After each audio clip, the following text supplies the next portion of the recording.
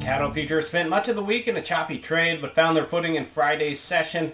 At the close, February live cattle futures 57 cents higher to 219.52.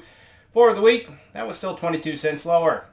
January feeder cattle futures gained $2.10 on Friday, which put prices 97 cents higher for the week to 320.55.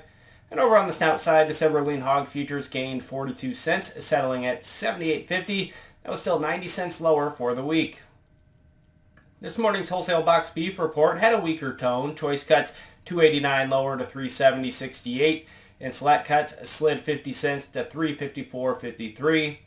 Yesterday's 5-area average price for live steers, that was reported at $225.58, which is on the softer side of what we saw through the first part of the week.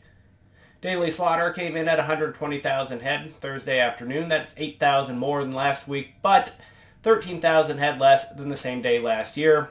The week-to-date total for slaughter, 471,000 head, which is 14,000 head less than the same period last year.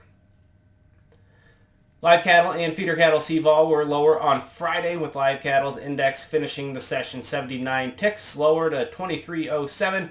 The feeder cattle volatility index dropped 78 ticks to 2425.